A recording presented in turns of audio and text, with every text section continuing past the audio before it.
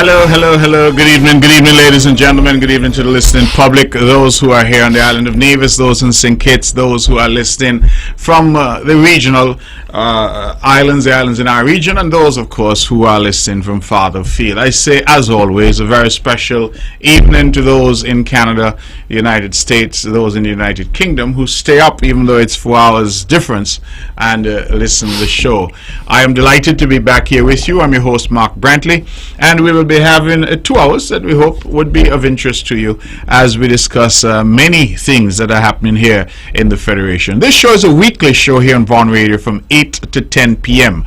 We remain the only show of our kind where we have 2 hours of commercial-free talk radio, and we've been doing this now for over a decade and a half. So it has been here for a while. I think that it is testimony to your support why we have continued to have a listenership and a viewership now that we are streaming live, and that of course you continue to call in and to share your views and opinions on myriad issues that impact the Federation of St. Kitts and Nevis. So thank you, because without the audience there's no show. Thank you to Vaughn, of course, for having me, my brother Weber Herbert, for managing this ship all these years and for giving me this platform and this opportunity. And many others have come and have used this platform for worthy causes. Now, at the very top of the show, please allow me the opportunity to express my deepest condolences to the family of musical legend Mick Stokes.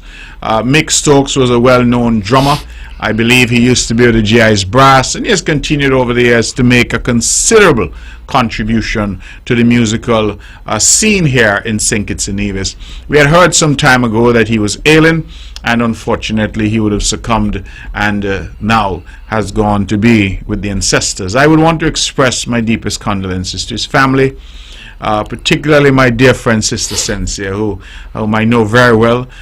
Here in Nevis we have Mr. Heiliger, who's a well-known pastor and security person. We have Sterling Heiliger, Sterling Marshall. We have, of course, my dear friend Judith O'Loughlin, now Judith Lescott, all of them who are connected in any way, shape or form. I just really want to, from the bottom of my heart, express my condolences on their loss. I think it's a loss not only for them and their family, but for the entire St. Kitts and Nevis. And so we have lost a musical legend, musical icon, and I want to join with the multitude in expressing my deepest condolences. May the prayers of all of us comfort them in their time of bereavement, and I trust that, difficult as it is now, it will get better over time. We always say that death is the inevitable end, and all of us have that appointment to keep, but none of us want to keep it. And when it does come, it is always traumatic. No matter how sick we are, no matter how difficult the situation may be, life is valuable, and as a consequence, we don't want to lose it. And so I understand how the family feels. I believe all of us have been there where we've lost loved ones, and so we appreciate that. But grieving is a deeply personal matter, and so I have tried to send messages to those family members who I'm close to, but I want to now publicly, from all of us here on the mark, express my condolences to the family of musical legend, musical icon Mick Stokes. Ladies and gentlemen, you know that this is Culturama time, and as a result we have, of course, this show which provides a platform for various persons and for various issues that arise from time to time, and a platform that allows our people an opportunity to express themselves. One of that great expression of self is through the art form of calypso, and in fact, I just mentioned Mick Stokes. He was one of those who was outstanding in that particular art form as well. Well, I have with me here tonight an icon. He was here just a few weeks ago releasing his first song for Culturama 49. He is now back this evening to release his second competition piece for Culturama 49, and I say a very warm welcome to the one and only King This and That, Mr. Keith Scarborough, MBE. Welcome to On The Mark. Good evening, Mark, and good evening to all our listening and viewing audience at this time. I want to join you, Mark, in expressing my condolences to the family of my good friend Mickey Stokes, because we were good friends for a long time, and normally when we greet each other, I will say, oh Mickey, Mickey, I love you, Mickey, Mickey. That was one of his very popular songs, you know, and he'll say, oh King, I'm so happy to meet you. And we do that all the time. Me and Mick go back a long way. I was really saddened to hear of his passing, and I want to express my condolences to his entire family at this time. Well, thank you very much for that. I think from one musical icon to another, certainly the fraternity has lost a real legend. And so I join you with that and trust and hope that these words of comfort will reach to the ears of the family, and the community as a whole will continue to hold him in their prayers. Now, you're here for a specific purpose, and what I try to do, of course, is at the top of the show, I give an opportunity, and then I get into what other things we have on the table. And we have a lot on the table tonight. So, King, tell us why you're here and what we can look forward to. Well, I'm here to release the second tune as expected. You know, I mentioned the last time I was here that around this time I'll be releasing the second tune, and fortunately or unfortunately we are speaking of the passing of Mick Stokes. This song deals with the nation's health. I thought it was very important that people remember that as we fatten spree, the nation's health is also important. So I did this song. It's called The Nation's Health, of course. Okay, well, this is the grand release of King This and That, his second tune for Cultural Armor 49. Will this be enough to crown him yet again? We don't know, but this is it. World premiere, Nation's Health.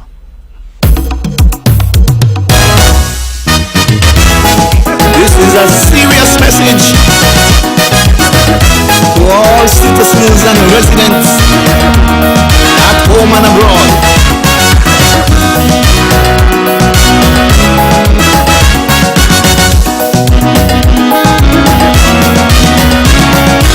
Everybody up and say, how the COVID over. So they jump inside the band without fear or favor. I'm here to tell one and all that the COVID ain't done at all. So I want you to fret carefully. You see, the news coming out, the Republic of China, causing the whole world to go and protect their border. Now every Chinese visitor had to take a test before they could enter and take a rest. So take caution, my friend, because the economy depends on the health of this nation in the end. I hope you comprehend, because the economy depends on the health of this nation in the end.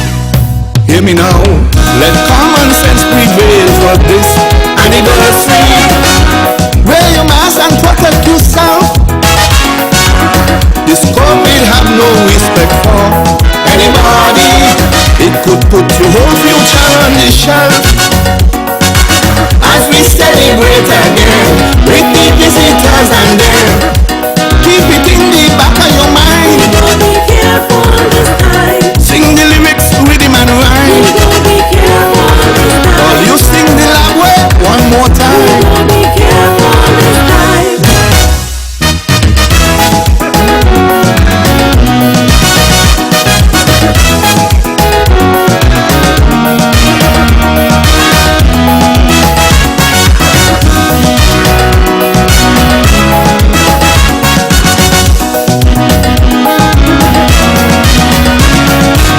If you're not vaccinated, your risk is greater. So you better use your head or you could suffer. The effects to one and all is not to play with at all. You could wind up in the cemetery. You see, that's why you must not let your guard down, my brother, or you may end up on one of them ventilators. When the fun and frolic is all over, my friend, my advice to you, you will comprehend. So tell your enemy and friend, because the economy depends on the health of this nation in the end. I strongly recommend, because the economy depends on the health of this nation in the end. Hear me now, let common sense prevail for this anniversary. Wear your mask and protect yourself. This COVID have no respect for anybody. It could put your whole future on the shelf. As we celebrate again with the visitors and them, keep it in the back of your mind. We gotta be careful this time.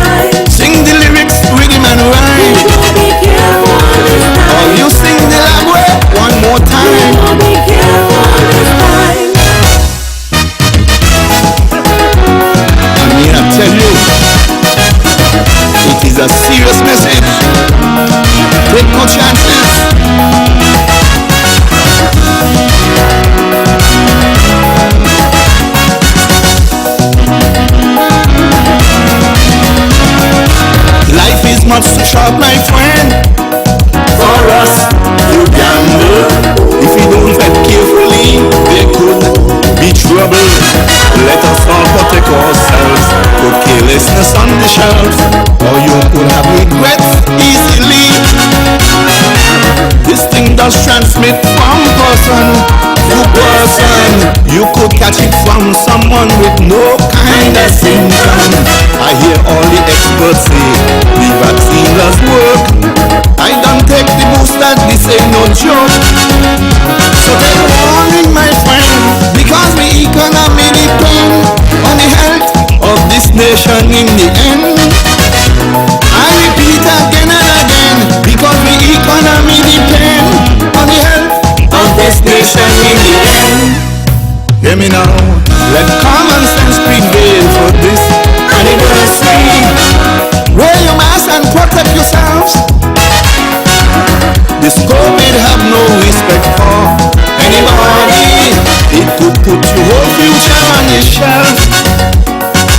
As we celebrate again with the visitors and them, keep it in the back of your mind. Be careful this time. Sing the lyrics, rhythm and rhyme. Be careful this time. Sing the language one more time. Be careful this time. Let me hear all of you sing.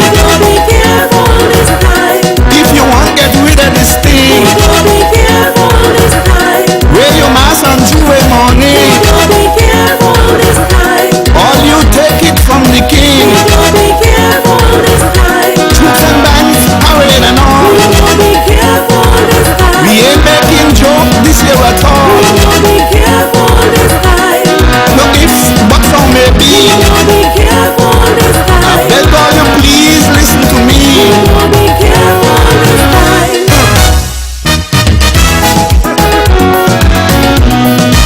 I hope all you get the message. Some people believe that the COVID gone away.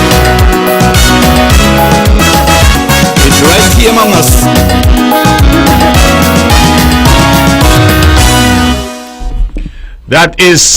That is King This and That. King, an interesting Kaiso, because of course a lot of people are thinking the complete opposite to what you're saying. That is why the first line said, everybody up and say, how the COVID over. Well, you see, that's interesting because, you know, we are all trying to put that nightmare of that 2 years in the rear view. Yes. But as you say, it can rear its head at any time, particularly how we know it spreads and all of that. And in fact, it's interesting because we had, in fact, a cluster. I don't know if you heard about it here in Nevis just a few weeks ago, where we had about 6 persons all working at one establishment who tested positive. Thankfully, there were no issues, but of course, we had to engage with our usual protocols. And as always, I commend Dr. Judy Nisbet and the team because they have always been on top of things here on the island of Nevis. But it did remind us, because when they called me and notified me, I said, COVID? It's still there. COVID again? So you're right. You're right that it is still there and we have to be mindful. But I think this song is bigger than just a song about COVID. True. Because it's really calling for people to be responsible. Right. Tread and carefully. tread carefully, and that can be a number of factors. Yes. You know, I mean, the extent to which people drink. Right. Now that they're talking about smoking and smoking areas, the extent to which people smoke, and then of course we know that people go out and fit, and then at 4 or 5 o'clock in the morning you're going home. You have to be careful on the road. So it's all about being responsible Right. and being careful, and so I think that's important. And I particularly like the connection with the economy. Yes. That people. The nation health yes. depends on the okay. Absolutely. Right. You know, we say it all the time, but you know that the nation's wealth Yes. is its health, and Of its course. health is its wealth. Of course. But we can't produce True. once people are not healthy. Exactly. And that I think is a very important. Exactly. It's interesting. I know this is not the song per se, but I think the song forces us to think. Because I saw something just today that was being circulated from a Jamaican doctor, and he was indicating about the need for screening, and suggests that all of us need to make screening, medical screening, regular medical screening, a part of what our routine is. Yes. And he commented that a lot of people, in fact the statistics he had were alarming. He said, I believe it was one third of Jamaicans have some form of high blood pressure. He said the problem is, yes, they have high blood pressure, but the bigger problem is that he said the vast majority of them do not know.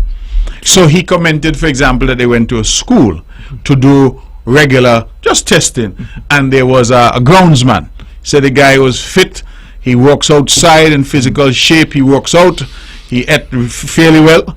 But he said when they tested the man, they had to put him on medication instantly because his blood pressure was such that at any point he could have a stroke, he could have something like that. So, you know, it goes back to the whole idea of us taking charge, being responsible. Because when he said that to me, that was quite alarming, because he said you can be doing the right things, you feel you're healthy, but he compared it to a vehicle that he says could come with a factory fault. So even though you're servicing the vehicle and you're doing all that, it has a fault. And he said, for some reason, black people in the Caribbean look like we have a fault because we are very prone to high blood pressure. Whereas apparently, according to him, black people in Africa don't have that same curse.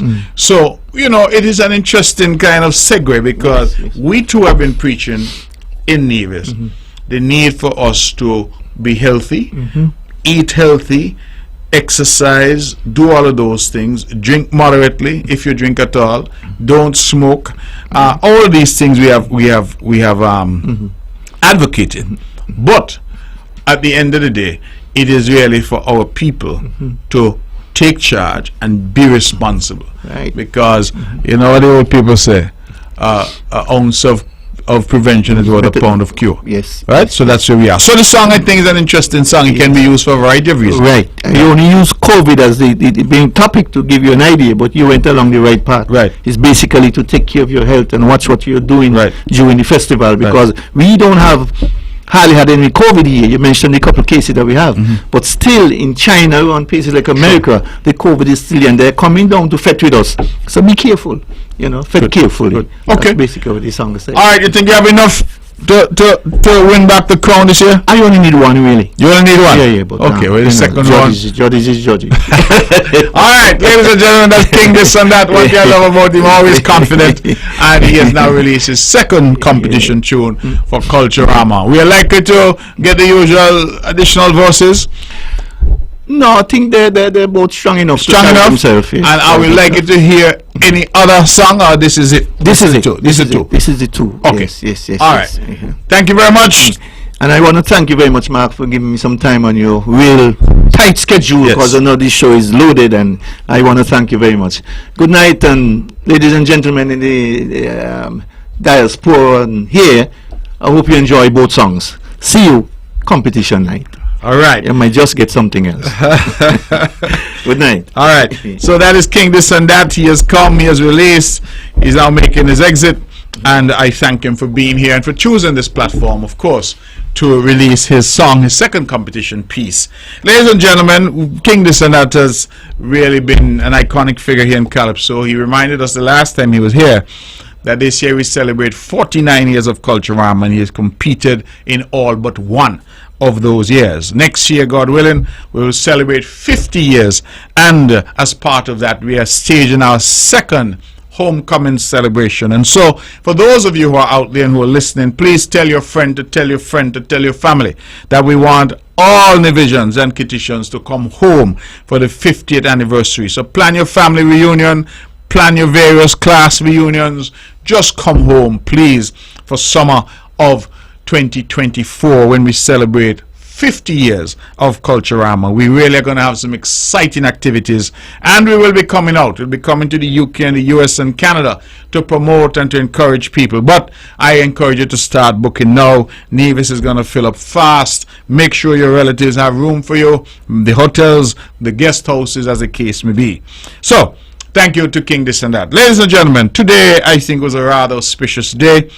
I had the honor and pleasure of going to St. Kitts, to the Governor General's official residence, and to witness for myself the investiture ceremony, where there were various honorees, nationals of St. Kitts and Nevis, all of whom are incredibly talented and outstanding, all of whom have made tremendous contributions. Receiving the Officer of the Most Excellent Order of the British Empire was Mr. Lachlan M. Richards for his contribution to tourism. Henceforth, therefore, he will be known as Mr. Lachlan Richards, OBE. Member of the most excellent order of the British Empire, or MBE.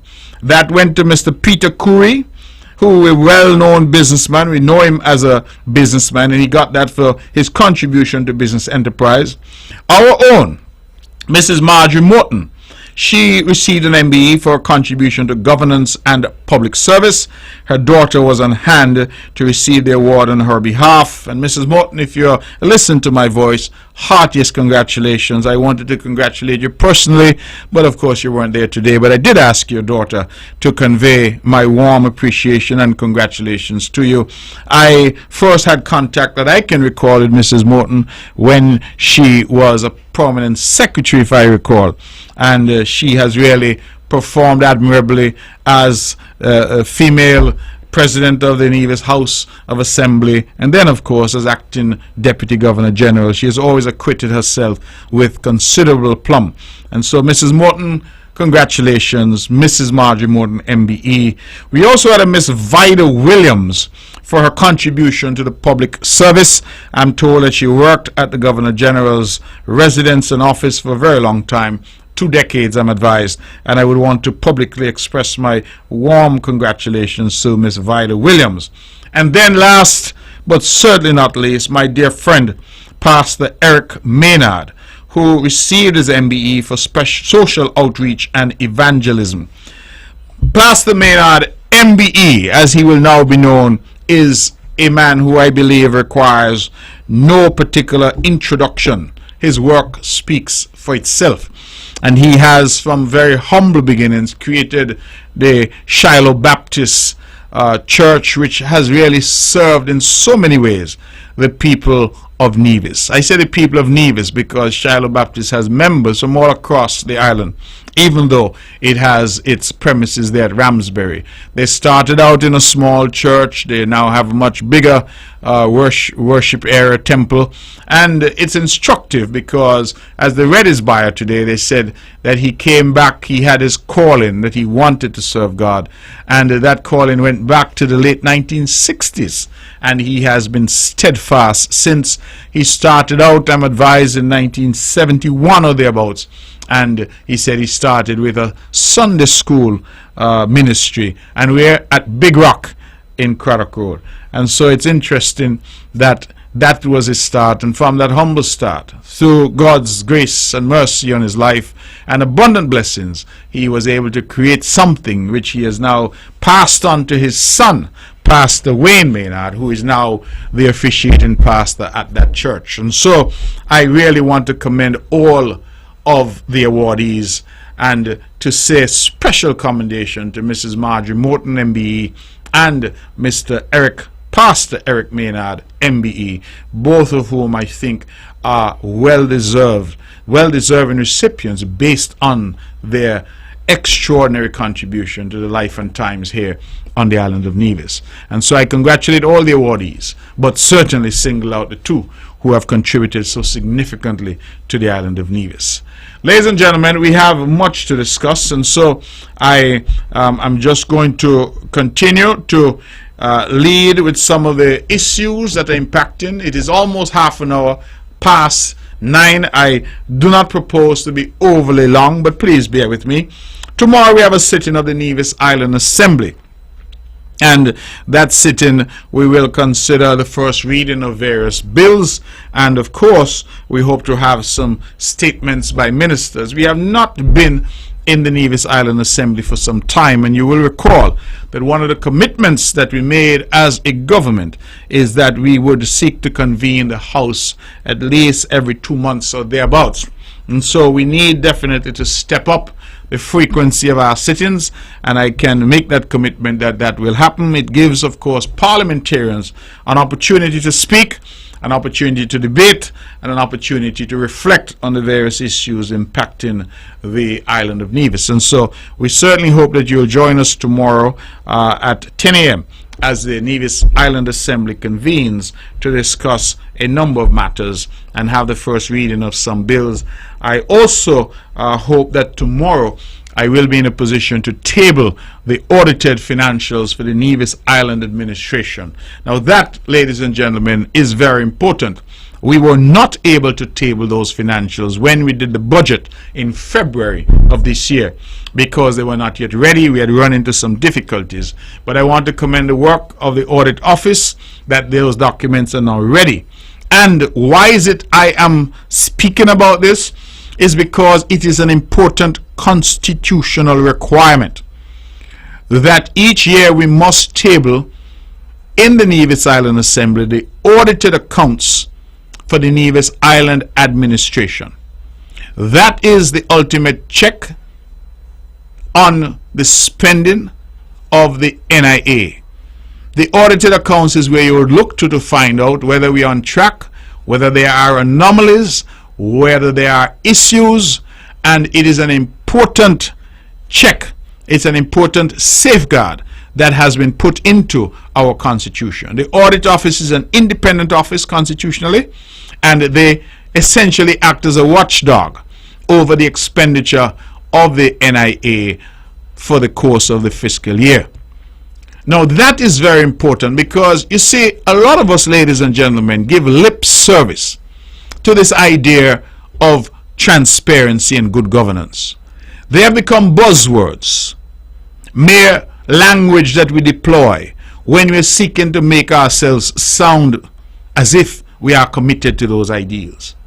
But I say all the time, it is absolutely irrelevant what somebody says. What is relevant is what they do. And of course, if they say something and they do that something, then I think it translates into something that we call integrity.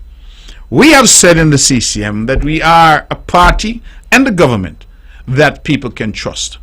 And we can say that because I think our record, our actions, not just our rhetoric, our actions demonstrate that we are indeed a government that people can trust.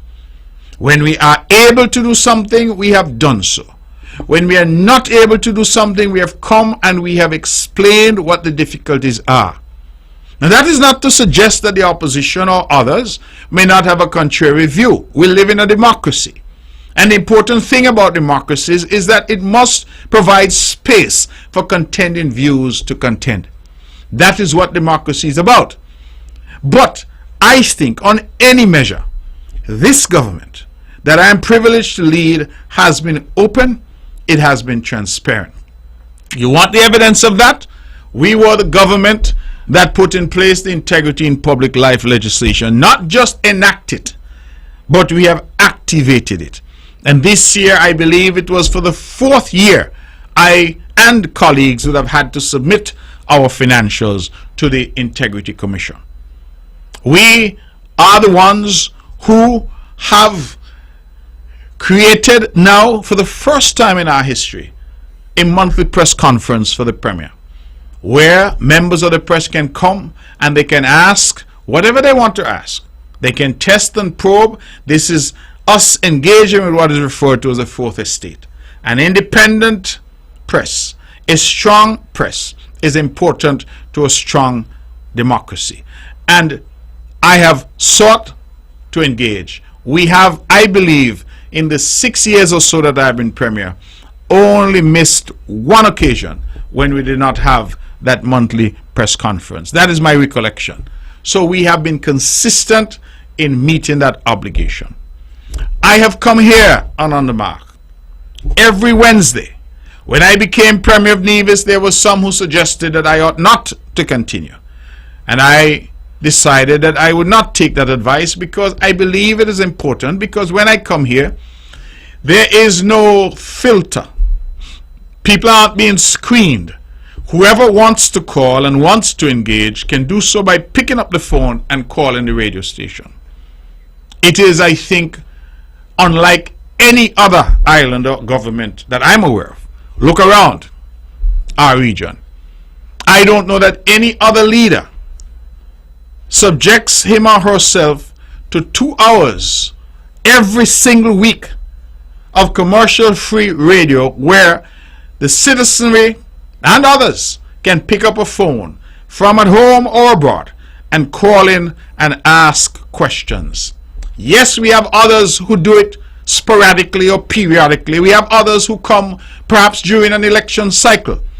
But point me to anyone who has done this consistently for a decade and a half, and certainly since I've been Premier of Nevis since 2017, I have continued in that vein, making myself available. That, again, is evidence of openness and transparency. We go back to that constitutional requirement of our audited accounts. Because you see, a lot of noise sometimes is made out there. And sometimes, you know, the persons who are the worst sinners are the ones who are preaching to you about your sin. That is why I believe it was said in the good book about taking the mote out of your eye before you start to condemn your brother. Because sometimes we are quick to point out the faults in others. We are quick to say what the correct position ought to be. But when our actions are examined, we soon realize that that is nowhere near the case. You hear sometimes members of the opposition talk about having all the solutions for the problems in Nevis. They say, oh, youth are unemployed, we need to create employment. But ask them, how many jobs have they created? Some with all kinds of degrees, some with all kinds of expertise. But do they employ one person? Do they have even a little business selling Fueco? Not them. They're not prepared to do that. All they're prepared to do is to go out and criticize, and then hope that through that criticism you give them a job by putting them into government. I reflect all the time, and I say so. You don't take my word for it. We live in a small community. Look at some of them who have come to you in the past to ask you to put them in office. And since you have rejected them, ask yourself, have you seen them going to work anywhere? Have you? I know, for example, that I have been looking at one of them, and he's still around in the politics. I have not seen him turn out for work in over 10 years. How do they survive? What example are they setting? They come and they talk to you about small business, but which of them is prepared to invest? So which of them can truly understand the challenges of a small businessman or woman? They can't, because their job is simply to talk. That is all they do. They're not actually doing anything. They're not actually creating anything. They're not actually adding value, except a barrage of cussing and negativity. The country is falling to the dogs. Nothing is happening. Everybody's unemployed. Everybody's poor. Everybody's sick. Healthcare is collapsing. The roads are collapsing. Electricity is collapsing. Water is everything is collapsing. But at the end of the day, can they point to something that they're doing? And the answer is no. Because they're just in the slips cooping, hoping that by some miracle they could get into government. So rather than seeking not just to say young people are unemployed, but say, I am going to create an opportunity for young people. I'm going to open a business, a little Fueco stand in town. The place is hot now. Let people come and say, you want the red syrup or you want the green syrup. You could even have some orange and blue syrup if you like. You want coconut or strawberry? You want raspberry? Or you want pineapple? Not even that they're prepared to do. Not even a hot dog stand or popcorn kiosk. But they're willing to lecture about jobs and job creation. Some of them have skills. Skills that frankly are in demand. One of them retired from government after we could not extend any longer. We went as far as we could go, gave all the extensions permitted by law. And when that was still not enough, she became irate with me and with the government. All right, that's all right. But I have said to her, you have a valuable skill. Why not open a little business? So rather than depending on government to continue long after your retirement age to pay you, why not open a little business and employ 2 people? You love to say how people in the constituency are poor. So help somebody. And create at the same time some value by contributing. I have said that to them. But they're not interested in that. Because the easiest thing to do in life is to criticize others. You ever go to a cricket match? Well, the amount of exports up in the pavilion. Oh, bad shot. Oh, terrible ball. But ask them to go out on the field of play. Not them. Not them. Some of them can't even bring over their hand. But they're willing to chastise the bowler and say all the faults that the bowler has. Some of them don't know what it means to cut a square drive or on drive. But they're willing to lecture the batsman. And I keep saying that we need more doers in our country and less talkers, because we have a lot of people with a lot of talk. But at the end of the day, they're not producing or contributing anything to the development of this island. Nothing at all. There's one that, I christened him Buster. I think we all know who Buster is by now. Sound and fury. Sometimes I listen to Buster and I say, boy, this is a genius. On every topic that you can conjure. You want to talk about football, about cricket, about medicine, about law, about infrastructure, agriculture. You name it, Buster is an expert. Buster has an answer and the strongest opinions on everything. But the poor NRP has been looking for a candidate in Gingerland now for a long time. Buster say, who? Not me, no? Not me. You're crazy. Me go back hard, but no let go me loose. Don't let go me line. Don't lose me. Because if you lose me, straight under the floor, I gonna run. Because you see, I had a dog named Buster, I had a brown dog named Buster in Brown Hill. And I'm telling you, that Buster would bark when he tie. Nobody bad like Buster when he tie. But when you let go Buster line, you say, Buster, hoots! Under the floor. Back of the house, Buster run gone. You think Buster stupid? Buster know that to go out there onto the battlefield is a fight, and Buster no want no blows. Buster's position is to bark hard, hope somebody else go, and take the blows, and wait in the slip and pray that something come off the edge so he could get his snout back in the government trough. No courage, no contribution to make. Other people who have foreign passports, like the Honorable Alexis Jeffers, has gone, said, here's my passport, give it back to the United States so that he can constitutionally be able to run. People like Buster and them say, you're crazy, not me. I love Nevis. I got an opinion on everything in Nevis. I am the man to answer the concerns of the people. I mean, I get my passport, you crazy. I mean, I get my foreign passport. That is the kind of people who continue to just talk. And that is why I'm saying to our people, listen, we have to pay attention, because some will tell you that the sun is shining outside at 9:15 at night here in Nevis, and they will try to persuade you. And if you allow them to persuade you, you know what that says about you?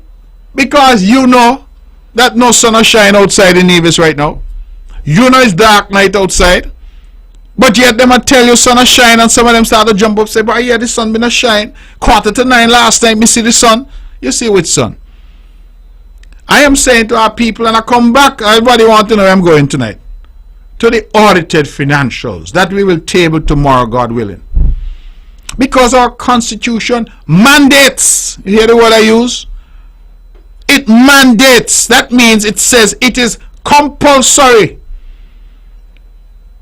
that we must file audited reports every year in the Nevis Island Assembly.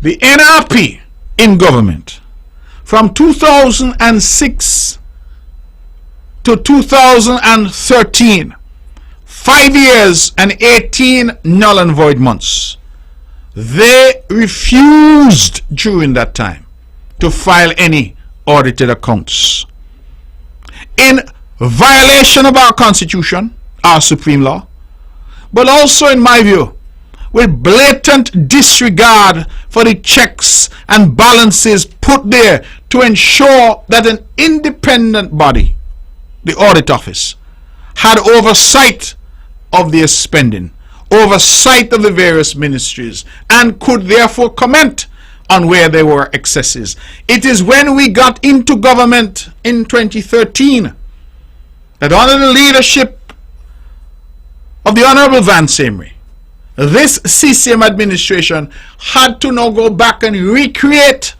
all of the audited accounts so that we could table them. It took us a few years to get up to speed, but through the grace of God, we are now within the parameters set by the Constitution and have restored integrity and constitutional rectitude to the situation left by the NRP. Imagine, count them with me, 2006, 7, 8, 9, 10, 11, 12, 13, 5 years and 18 null and void months.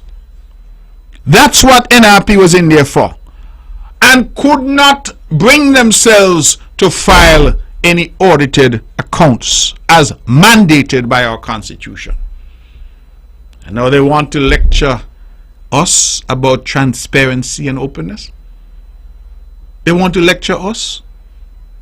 We must look at these things, as I said, don't always pay attention to what people tell you. Young ladies out there, you're going to get some man whisper, oh Lord, they whisper the sweetest things in your ear. How them love you long time. Them this, them that, them the other. Focus on how they treat you. Focus on what they do. Focus on their actions. Because ultimately, it is the actions that define us. Not the words, not the platitudes. And so tomorrow we are going to do something which I'm very proud of. That's why I talk about it. Because I believe it is important that we here in the island of Nevis understand what good governance really looks like. What leadership that you can trust really means. And part of that is doing what is proper, what is required, what is mandated by our Constitution. And so in my view, the evidence is there for all who are willing to see. Because some of us, it seems, are willfully blind. Willfully blind. Because the Lord give you two good eyes you can see. He give you a brain that you can function. But you are still prepared to say that at 8:45 at night in Nevis, the sun is shining brightly because some NRP pundit who now work and who now want to work is telling you that that is the position. So, I make that point, that tomorrow we'll be there. The Parliament allows parliamentarians an opportunity to go into the House and to debate. And certainly not all of us are in government, so there is an opposition. And the opposition has a role to play. What is the role of the opposition? The role of the opposition is to hold the government accountable. But it is also to say to the nation and to the people that they provide a viable alternative to the government. So it is to hold the government's feet to the fire, to examine the accounts and to examine all that needs to be examined, but also to proffer an alternative view. To say you have built a road, but we could have built it better, we could have built it cheaper, we would have routed it this way instead of that way. To offer an alternative so that people out there say, that opposition sounds good, they have good ideas. That is part of it. In Nevis, we have an opposition that says, I am not going to offer any idea because the government can thief it.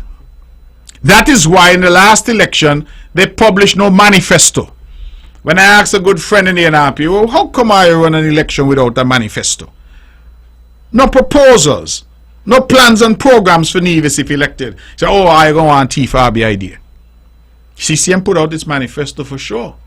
Because we are not concerned about who might want to steal our ideas. We are concerned about the development of Nevis. And so that has been their position. That they have nothing to offer by way of suggestion, by way of idea, even by way of saying this is an alternative approach, because they say the government going to thief their position. All right? So they remain mute. They say nothing. We go into the House, and in the House, you have an opportunity. Now, who's in the House?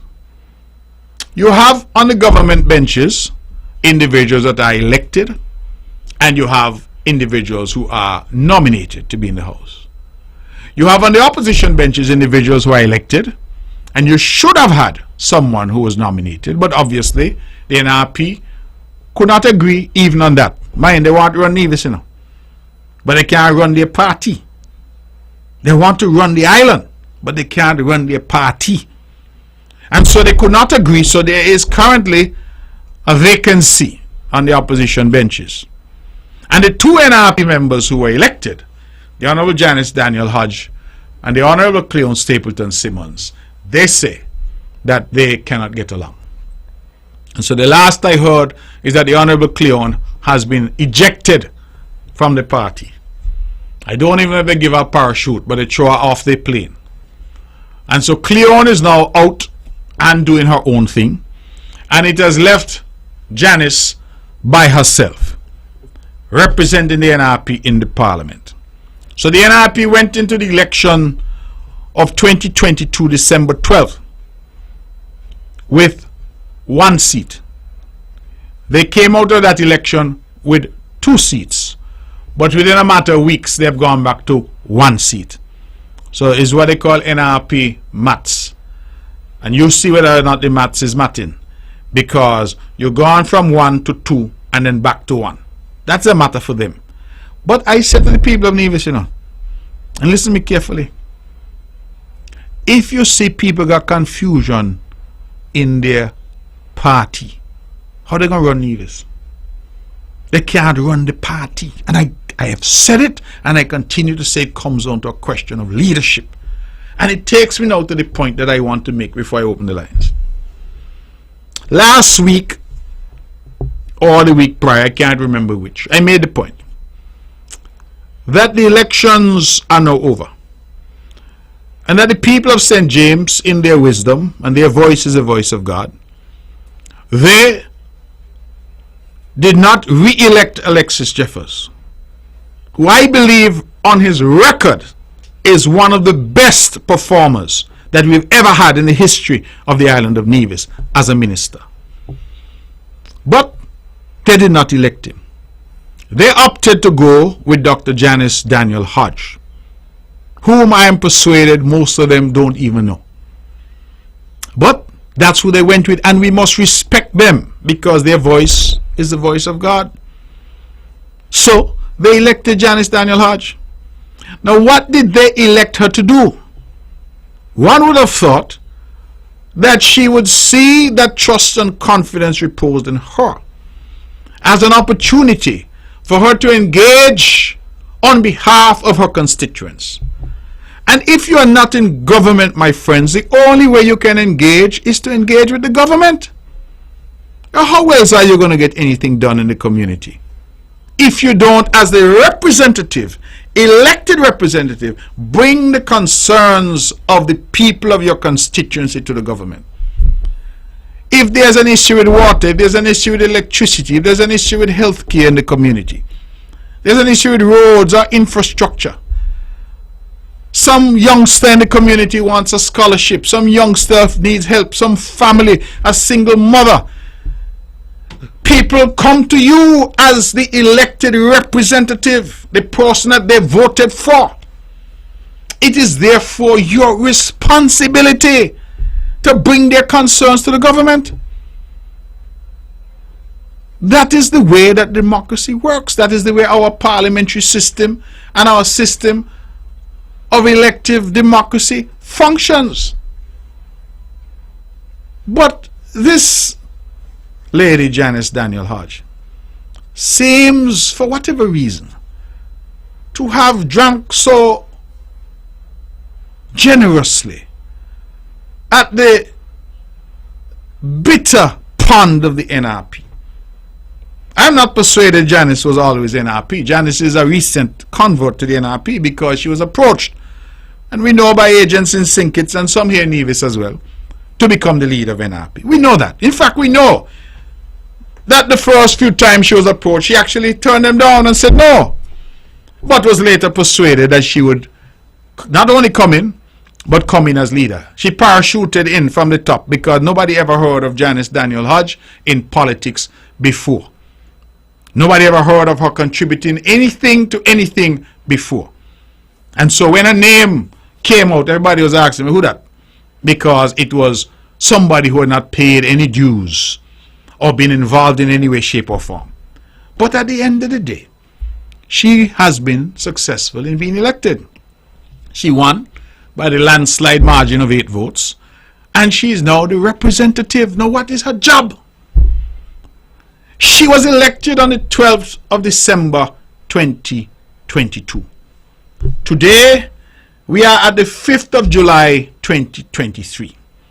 So you got January, February, March, April, May, June. The 12th of July is going to make 7 months. And in those 7 months, the representative for St. James has not seen it fit to engage even once with any agency in the government about any concerns of her constituents in St. James. Not once. She has not sought to meet with me. She has not sought to engage with me. She has not sought to engage with any other member. The Minister of Works has not come to me to say, oh, you know, the representative asked for a road to be done in her constituency. She's talking to her constituents. They have this concern. The Minister of Housing has not come to say anything. The Minister of Agriculture, none of them has come to say that the elected representative for St. James has made any effort on behalf of her constituents. None. In fact, I will say that the only correspondence that I have received from the elected representative of the people of St. James had nothing to do with St. James.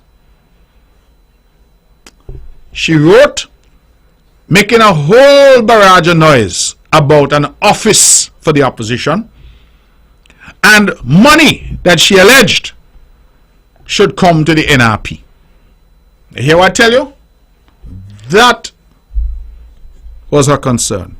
Those two matters, an office for the NRP and for her comfort, and money for the NRP. She never once said, well, Lord, Miss Smith over Butler have a problem. This young mother, then Brickeel has an issue. Lord, this young man, all the way over there in Maddens, he has a problem. There's a little road over there in Goat Hole that needs fixing. There is some water issue, low pressure in a particular area. That is what a representative is supposed to do. Not once, but you hear what I tell you? I'm sorry I didn't bring the letter tonight. You hear what she put pen to paper for? Money for NRP, an office for NRP. Now what does that have to do with the people of St. James? So I said what I said because I think what I'm saying is logical and sensible. That is why people vote for you. To represent them, not yourself, but them. And I see some barrage of statements going out in response to my comments about she doesn't have to engage with me. She doesn't have to beg me to do anything. I must do my job. But the way the system is set up is that you must also do your job. Yes, I have my job to do. But who is better at knowing the needs of your constituents but you? That's why they vote for you. That is why they voted for you. Because you went and you persuaded them that you will represent them. Now you're saying you have no need to talk to any government on their behalf because we must do our job. Well, of course we must do our job. That goes without saying. But you must also do your job. Let me tell you, ladies and gentlemen, Cleon Stapleton Simmons was elected by the people of St. Thomas's. And Cleon is constantly engaging on matters to be done. She ran against Latoya Jones, also from St. Thomas's. And she is constantly engaging for matters to be done in St. Thomas's. Those are two people you can look at and say, boy, they're serious about representing people, you know. Because they're agitating, and Cleon is not from my party. But I say it because it is true. Eric Evelyn is in the cabinet, so naturally he's there for the people of St. George. Spencer Brand is there from St. Paul, so naturally he's there for the people of St. Paul's. I am there from St. John's, so naturally I am there for the people of St. John's. The people of St. James have no representation in the cabinet. So the only way that they can have their concerns brought is through their representative. Unless when poor Miss Smith or Butler got a problem, Miss Smith got to say, well, me can't talk to my representative because she not carry nothing to the government. So me got to go catch bus and go in a tongue go talk for myself. Well, why you ask Miss Smith to vote for you then? Why? You know who is agitating and coming forward on behalf of the people of St. James? The same Alexis Jeffers. He is who keeps calling and saying this needs to be done. That needs to be done. I spoke to Mr. Thomas, he said this. I spoke to Miss Smith, she said that. I spoke to Punsi. Punsi said this needs to be done over there. I spoke to the young mother. She has a concern. Somebody over there need a little house. They need help with something. That is what he has been doing. But he was not the one elected on the 12th of December 2022. The people of St. James in their wisdom went for an unknown quantity. And that unknown quantity now is empty. All them can do is put out statement. I see them put out a statement, say how they're working so hard, meeting with people, engaging with people, listening to people.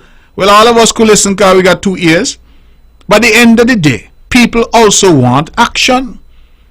So when you don't listen, what you do with the listening? When somebody comes and tell you there's a water issue in the community, they come and tell you there's an electricity issue in the community, what you tell them? Go call Nevlek and go call water department, that ain't my responsibility? Call the government and tell the government to do their job? Well, what they elect you for then? Because if Miss Smith from Butler got to take bus at 73 years old to come in town to talk for herself, then there's no need for them to have elected you. Because you are saying you have no responsibility. You ain't going to say nothing to nobody because that is not your will. Why are you there? You only have to write letter to the government about NRPA, office and money? That's the only reason? Because that can't be why the people over there elected you. You think the people of Butler or Brickhill care about whether you have office and how much money NRP want from the government? No. They care about representation. Do we have somebody that we can call? Can that somebody then represent us? Go to the government departments. Go to the ministers. Write to them. Tell them this is the concern. That is what you're supposed to do. These foolish statements going out of talk, but you don't need to talk to nobody and tell nobody nothing. Right? Let the government do their job. Well, you must do yours too. So you're right, the government must do their job, but you must also do yours. And these constant foolish statements that you put out, well, you're being advised by some of the foolish people because we throw aside some of them because they were what we call dead weight. Dead weight. They had become albatrosses around our necks. And we put them aside. We give them a little dinghy and we tell them, you go and paddle your own canoe. You over there now. Your ship done taking on water, you still tell them come. So they could board your ship even further. And I am here tonight to tell you and to tell all of you in the NRP. You see a lot of them, I don't know them as good as me. You understand? And if I had any sense, I would leave some of them right where I admit them. Right where you admit them, you would leave some of them. Sometimes, if somebody come out the sea and tell you, what I say? Fish come out the sea, tell you shark in there, believe the fish. I'm telling you, leave some of them where they are. Because as bad as the NRP currently is, some of them there who have become main movers and shakers in the NRP, they have absolutely nothing to offer you. And we have demonstrated that because one by one we have thrown them overboard and the party is still here and still in government. So that speaks for itself. That speaks for itself. Because once you start to see what people are made of, you tell them, listen, thank you very much, but no thank you. And you move on. That is important. So I don't know who's advising, but I am saying that all of us have a responsibility. All of us have work to do. Government has its work to do. Opposition has its work to do. And part of the opposition's work is to represent the people who have voted for you. Represent them. There's no use you telling people who you're listening. Who are you listening for? You're listening just because you can listen? Well, if that is the case, they can have a much better listener when they talk to the Lord. They don't need to come and tell you nothing. They just need to get down on their knees and pray. Because you're saying you're listening, but listening without then taking their concerns to the government is a useless exercise. Absolutely useless. And that is not what people voted for. And so, I am calling upon all of us to do our job, to represent our constituents, and to allow this island to benefit from the collective wisdom and contribution that we all have to make. I'm Premier of Nevis at this stage. And we all know, we don't even need to say it, that at some point I will exit the stage. Well, so Simeon Daniel, our national hero, and who greater man than him? He was on the stage, he left. Van Samry was on the stage, he left. Joseph Pryor was on the stage. So I know, and I have accepted that the exit from the stage is inevitable. But what I am concerned is, what do we do whilst we are on the stage? What contribution can we make? Because if all we can do is get on radio and get on Facebook and get on whatever and cuss people and criticize and try to persuade Nevisians that at 8:45 dark night in Nevis is sun out their hat, if that is our own purpose and our sole purpose, then we're not contributing anything. Nothing. I said to you all, and it's going to be the last point I make, that some years ago I was campaigning in Prospect, and I sat next to a young man and I was talking to him, and he wasn't working at the time, and he shared with me that the then NRP candidate came and sat at the bar and spoke to him and told him about his plans for job creation, and that he wanted the young man to support him because he said to the young man, I know you're not working, and these plans that I have are going to create all these jobs. I have these great ideas. And the young man said he took a sip of his Guinness and he reflected, and then he said to the candidate, he said, but boss, me now work and you now work. So how come you have all of these ideas to create a job for me, but you can't create a job for yourself? That is the logic of the situation, the inescapable logic. That those who say they have the answers for you have no answers for themselves. And when you look at their lives, you recognize that they have never had an answer for themselves. Because the only thing that they've succeeded at thus far in life is failure. In that, they've got an A. If failure was a course, they would get an A. But they have not achieved anything that they can point to and say to you, look at this. I have been able to do this successfully. I have run a successful business. I know how to manage people.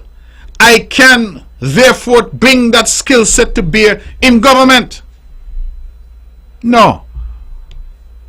They tell you, cuss Mark Brantley this, CCM that, cuss Alexis, take picture of Alexis' house, put it up on the internet, cuss Eric, call him all kind of names. That's what they do. As if that can translate into development for the people of Nevis. It can't. It can't. And so I invite you, having said all that, to tune in tomorrow. It should be interesting in the Nevis Island Assembly. It is nearly 10 past the hour of 9 o'clock. And sometimes when you get jiggy, you get going.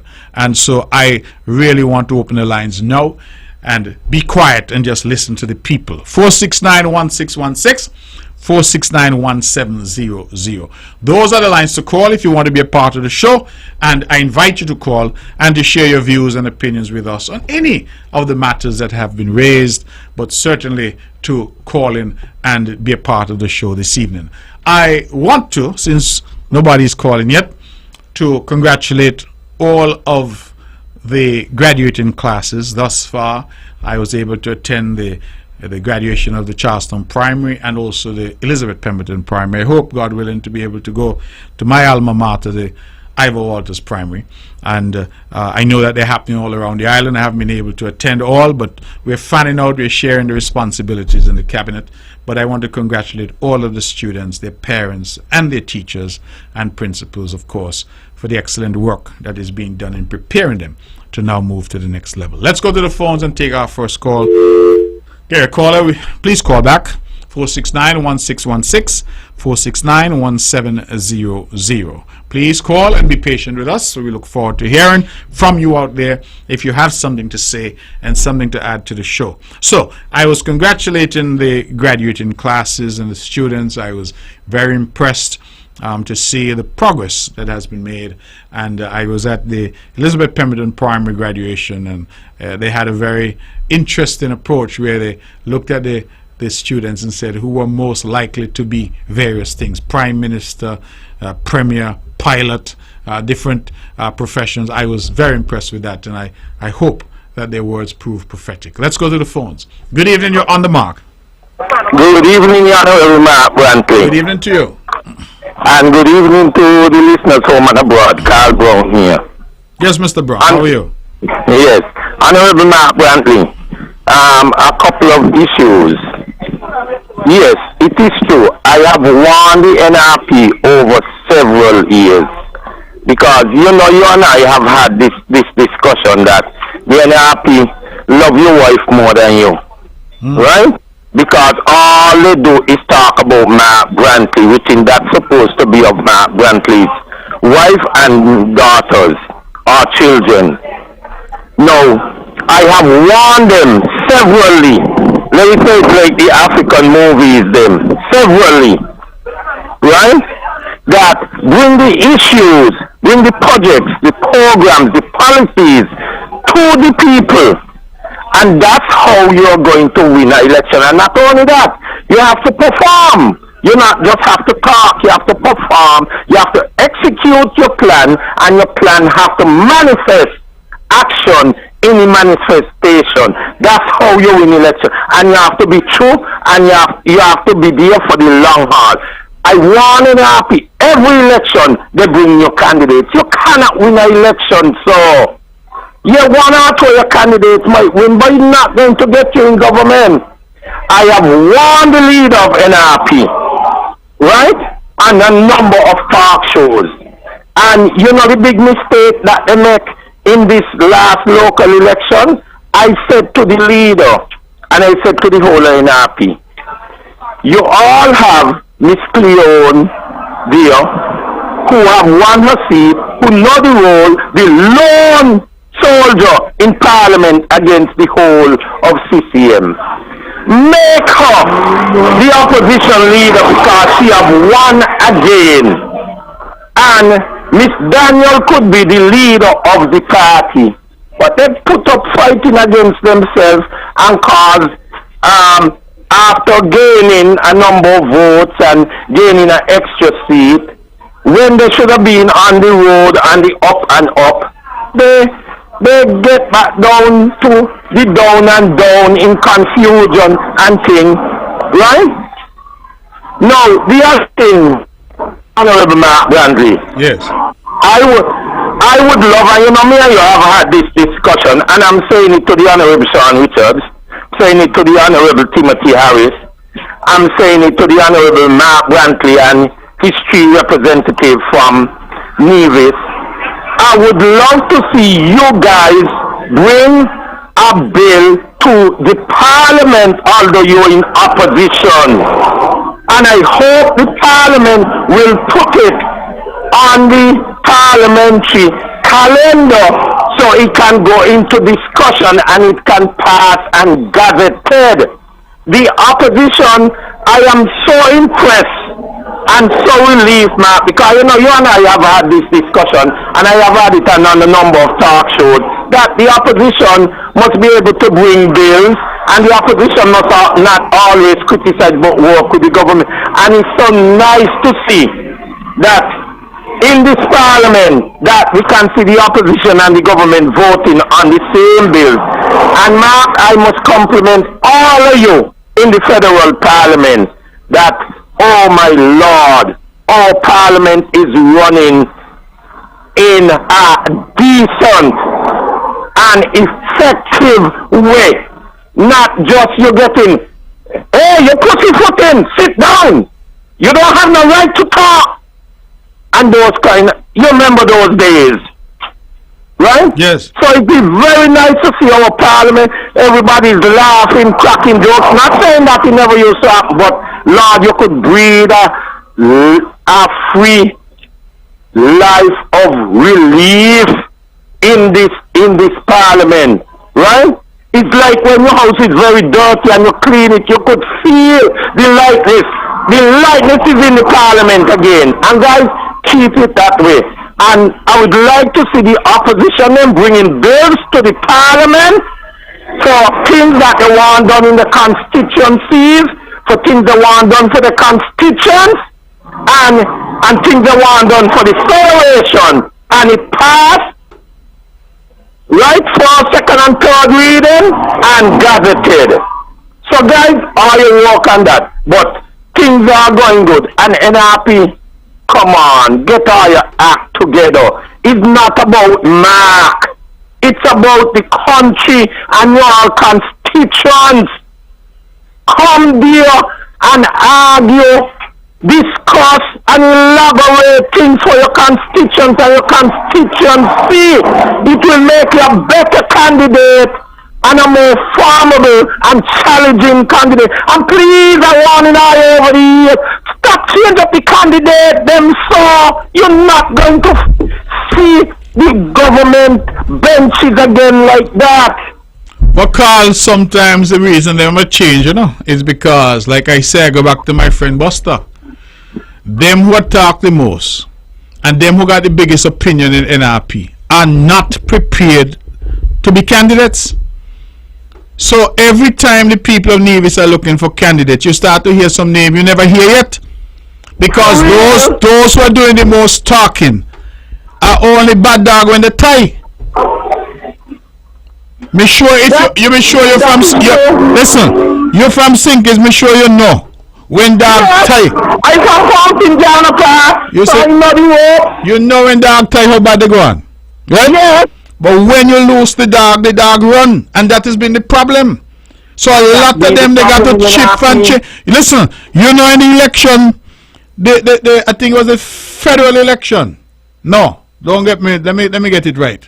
Yes, the federal election 2022. That the NRP ran a young man called Beyond Hanley. Yes. You know, before they ran Beyond, the then leader of NRP, right? He went on radio and said, not Beyond, cannot be the candidate. Beyond had declared himself the candidate, and the guy come and say, not he. And that is the same man they end up having to come back. But then that's not how it works, you know, Mark. The constituents have to have an election of a number of candidates, and the constituency would elect the candidate that they want to represent them. That's how we're going to think it, you know. I'm just trying to tell you that you have a man who say he's the candidate, then the party say not he, and then the party come back and still run the same man. And still come back around and run the same candidate. I remember that very well. The cupboard is bare. Because them who are doing the talking are not prepared to come out and go on the field. Them are up in the pavilion. Right? But Mark, the same thing is happening to me here in St. Kitts, you know. I have done 27 years and 3 months in the civil service in health, work at the General Hospital Journey for all 27 years and 3 months. Mark, I retired December, and I have been with your government, Unity, telling them of my plans and my businesses. From Unity time, the government changed, putting it to labor, and Mark, they're kicking me about and spinning me like a Ferris wheel, like I am not from here, like I have not made my contribution. And all the finals them down here in think it's getting through while they're checking me with letters. If I do any business, they rip it down with a backhoe. Well, And all the finals them doing business and nobody watching them, nobody ripping down nothing. well, make sure whatever you do it in accordance with the regulations and the law. I Okay? go to all the plans and programs and policies that the government set up Make sure. to establish a business, and everywhere I go, Mark, they run me. They say, I don't want to see you, I don't want to hear you. Well, Because I am a radio, I am an outspoken person, I'm a civil rights fighter for the people. Doesn't matter who government in or who opposition is on the opposition bench. You have known that over the years, Mark. I have known that for sure. I'm not nowhere I go, nobody want to see me now. Nobody want to hear me.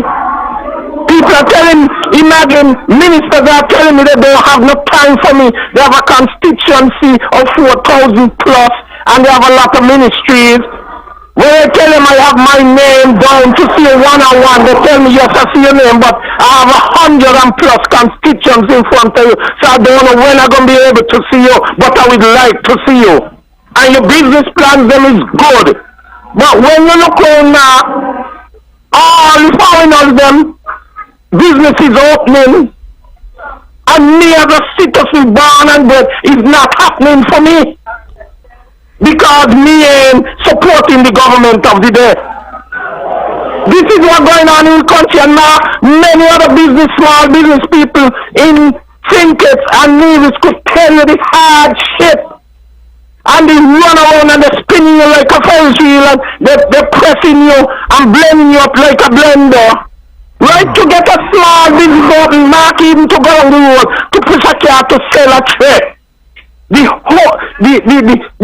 load of things you have to go through just to sell a tray on the side of the road. It cannot be right like that. And these are people who vote for you. The daughter, the son, the cousin, the auntie, everybody voted for candidates. And then when the candidates them get in, they're telling you, go there, go there, go there. And everywhere you go, they say, go back so, go back so, go back so. Well, so you're spinning like a Ferris wheel and like a blender.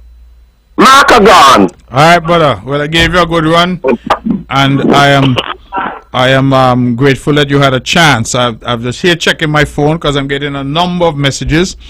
Let me start by congratulating. I was trying to get the proper name, but Lord, I hope they forgive me.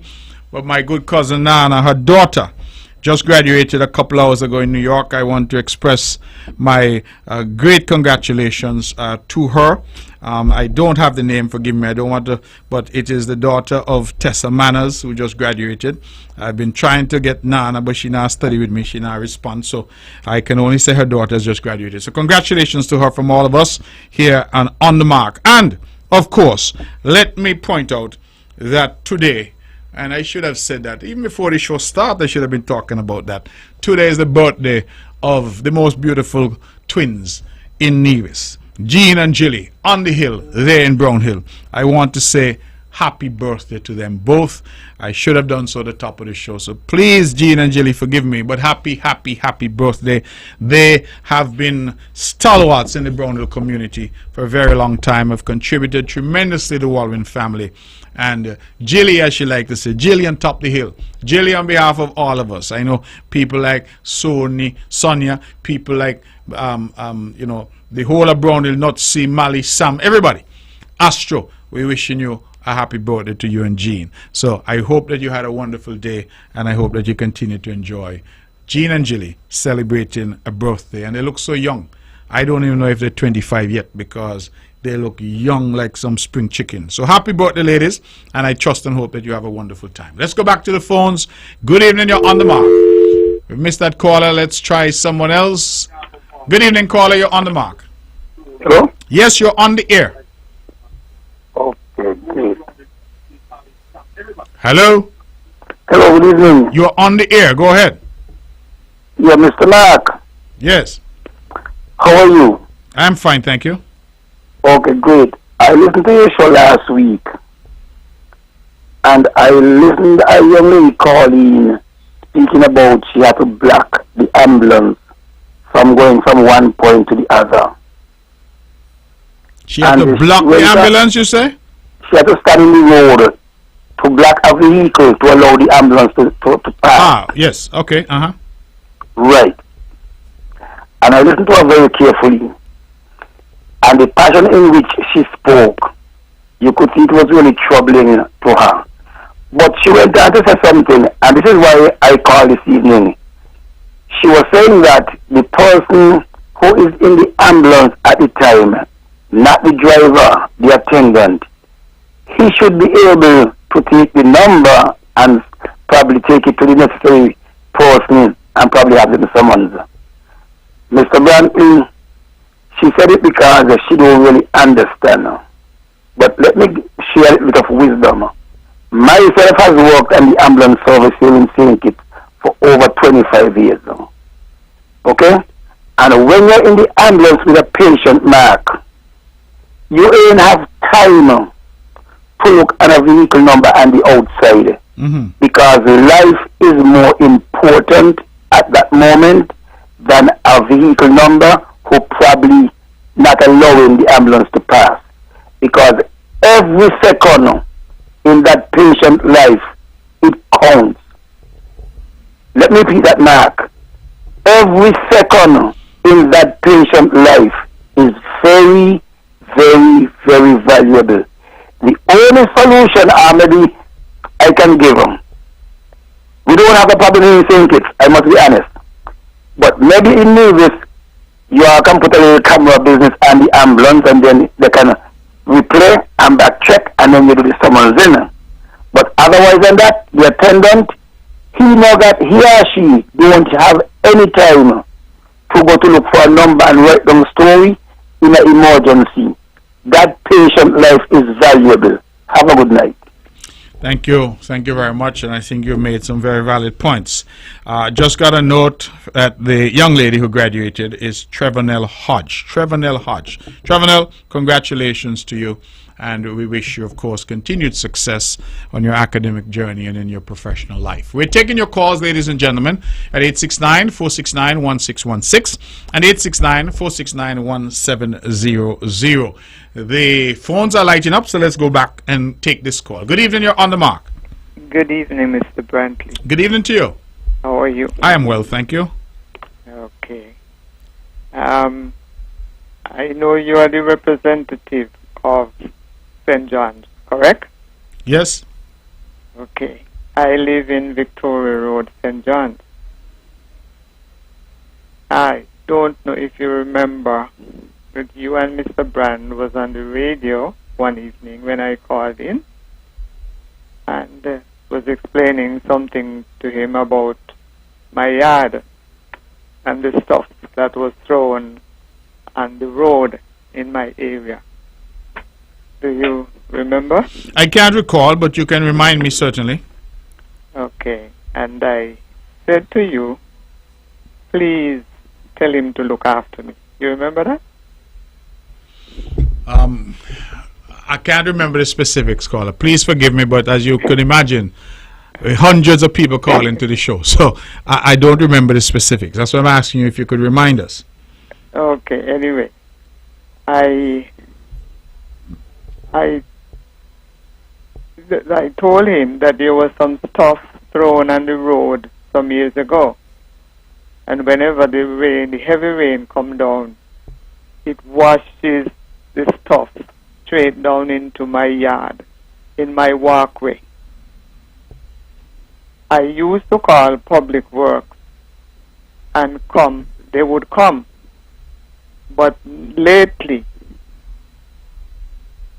I cannot get them come. I had to pay a young guy who cleaned my yard to take it up from me the last time. Now, we had a heavy shower of rain last week, Thursday, and there is some more that come down and come straight in my walkway. Mm-hmm. This stuff have a look like sand. They tell me it's not dirt. I don't remember what Mr. Williams told me that it is. Mm-hmm. But it has in gravel, and this thing look like sand. And it comes straight down in the yard. My drain that I have to let out the water when the water comes into the yard, that same stuff go into the drain and plug it up. And I had to ask the young man to clear it out for me, but he didn't get all of it done. So there's more still to be done. And I called last week at Public Works, and the young lady told me that she'll make a note of it. And today is Wednesday, and I have not seen anybody come. Mm-hmm. I asked them to please come and clean it up for me. I am not able to take it up, Mr. Brantley. I cannot do it. I am a senior citizen, and I have a problem with my back. I cannot lift weight. I'm not supposed to lift weight, right? And I keep calling them, and they're not coming. Okay, well, you said they've come, caller, you said they've come in the past, and you called them last week, and they haven't come yet. Is that what you're saying? Yes, I called them even before that. Mhm. I had some in the yard, and the last month, when my cleaner came to clean up the yard, I had to pay him to take up that what was there, because they wouldn't come to and do it. Okay, what I'll say to you... No, Yes, more go is ahead. there now from last week. Okay. What I'll say to you is, let me have a word with Public Works. You say they've been there before. You mentioned Danny to me, so let me find out what's going on. They used to come and do it, Right. like last year. Okay.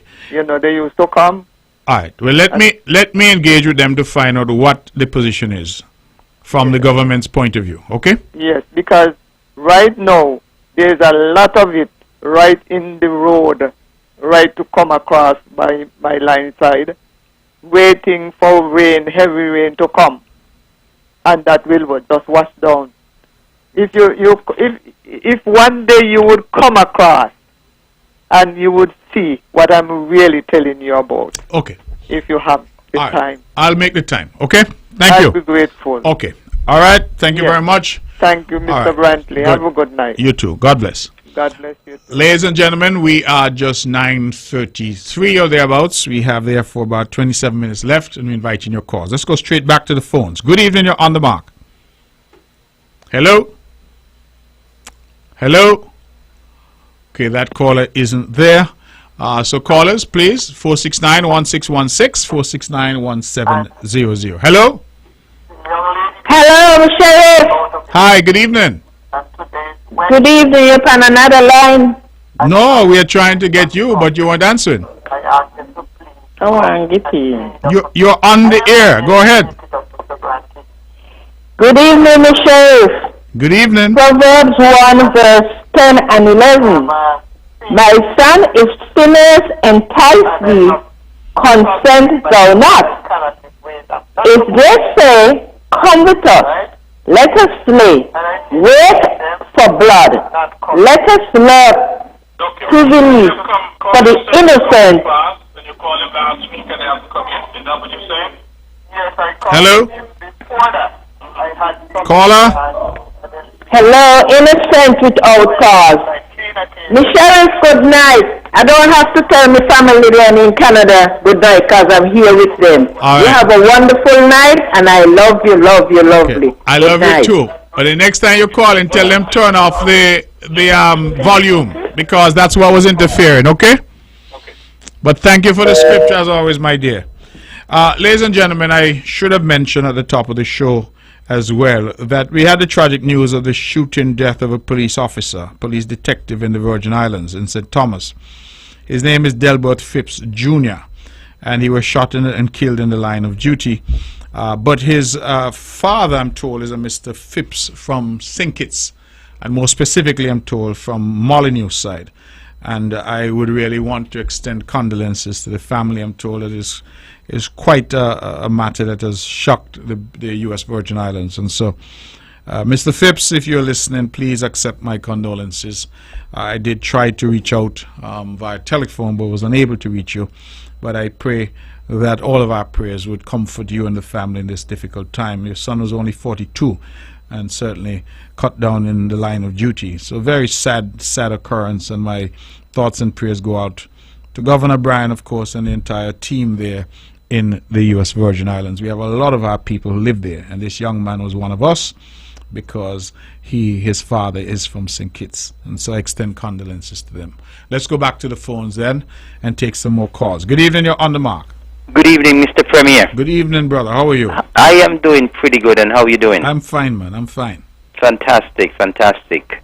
Calling with regards to two matters. First and foremost, I absolutely had to call because I would have called in last week and probably a couple of weeks before, speaking about the Empire Sports Club and our trip to St. Martin. Thankfully, the trip came off, and it was an excellent initiative. A lot of some of the young fellas were actually going to St. Martin for the first time. It was a good experience for them. The cricket was good. The 3 matches that they engaged in was good. I really want to say a special thanks once again to our sponsors who came on board, and of course the sponsors will be getting their thank you letters. And I want to say a special thank you again to Captain Frankie Tyson, because Frankie came on board at the last minute. Our first option didn't work out, and the trip was on Friday, and I called Frankie the Thursday morning, and he was in St. Martin when I called him, and he made the trip the following day to take the cricketers back down the following day. So I can't give him enough thank you. So Frankie, thank you once again for delivering for us, because I know that the cricketers would have been very disappointed if they didn't get to make the trip. And of course, I made a surprise visit because I didn't let them know that I was coming. All along from the onset, I knew that I was going to go to support the team. I had to be there to support morally. And so I went down the Friday evening and showed up at the Carib Lumber Park on Saturday morning when they were engaged in their first game. And so I was happy that I was there to be there with them for the experience and to give them my moral support. I have to say that I made the appeal. I was on the mark, and I made the appeal for the persons in St. Martin to come out, in divisions in particular, and they did respond. We had a number of divisions who came out, and several of them told me, I came because I heard on the mark and I heard you asking us to come. So we came. And so I was we were very, very pleased when we see so many persons, especially this Sunday. A lot of persons were there on a Sunday. And I met persons there from all over Nevis, from Brownhill, from Hanley's Road, from Fountain, all over. And we were very, very happy to see them. They came to support their home boys. And so people like Tanga and Chubb and Kelly and Sylvia and Miss Gonzalez and Miss Jeffers and the ladies from Brownhill, all those who I met, we want to say a special thank you to all of you. You came out and you showed your support. The team did not perform to their full potential. We did not perform as good as we expected to. We played 3 matches. We won 1 of the matches. The first game we played, the St. Martin team won on the last ball. They needed 6 runs after last over. 1 run from the last ball, and they were able to get home. So it was a very, very exciting game, that first game. And then we won the second game on the Sunday morning, and then the Sunday afternoon we lost that game. We were going merrily along. We thought we were going to win it in very good time, but once wickets start to fall, it's all in the game. But all of the cricketers said they had a good experience, and they're even inviting us to come back next year. That may not happen, but it was certainly a very good exposure, and I'm really thankful to all who came together and made the trip happen. A special thanks again to the Conquerors team in St. Martin who organized the tournament, and they were full of praises for us as well, and so we were delighted that we were able to go and make it happen for Empire Cricket Team. I also wanted to remind the folks of Nevis that, Culturama is around the corner. It's around the corner. The days and the weeks are flying. And Culturama 49, the vibe is already in the air. The Culturama fever is already in the air. I understand that the action corner that was held at Dewdrops on Saturday night, that was extremely well. I understand that the tent at 869 Bar, that went very well too. And so I'm reminding folks that every weekend there is some place to go on the island of Nevis. Nobody can say that nothing is happening. So every weekend something is happening for Culturama. And we're not stopping until we reach last lap. So this coming weekend the action is heating up again. And so we have Action Corner on Saturday night, and that will be at Big Six Flavors right in the heart of Gingerland. We're going to have another Soca Teaser tent there. And then on Sunday, we have actually the eliminations for the Calypso Monarch. And that will be held at Mem's Pizzeria. It's only $20 to get you in. I think we have about 16 or so, either 15 or 16 Calypsonians who will be vying for a spot in the TDC Calypso semi-finals, and then of course after the semi-finals, the Calypso finals. And so Calypso will definitely be in the air on Sunday at Mem's Pizzeria, and so we're asking people to come out in your numbers to support our Calypsonians, to support the soca artists on Saturday, and let's continue to keep the culture fever burning until we get to the start, which will be from the 27th of July. So, looking forward to seeing everybody out in their numbers on Saturday and Sunday for Action Corner and for the Calypso tent. All right. Thank you very much. Thank you very much for that and for your updates. And I'm happy to hear that the team went. Yes. And that the team would have done well. Thank you. All right, great. Well, we wanted to say a word about the Mango Fest, because that happened this weekend, the 9th staging of the Mango Fest. I want to start by commending the team at the Nevis Tourism Authority. I think they did a wonderful job. On the day when they had the Love of Mangoes event at the MGR Park, we had some logistical challenges, and it left a bad taste in the mouths of some people, because when I got there late. I had something else to attend to before I got there. And incidentally, before I go on, then let me say congratulations to Dolvin Clark and Michelle Clark on their nuptials, their wedding on Saturday. It was a really beautiful wedding, and I was there for that. And so I got late to the park. But some people said that they didn't get anything to eat. They had long lines, etc. And I really wanted to apologize to them for that. The marketing campaign was clearly very successful, and as a result, what really happened was that the turnout far exceeded the expectations. I believe when I spoke to the folks at NTA, they were thinking maybe they'll get about 1,500 people. I'm told they end up with nearly 4,000.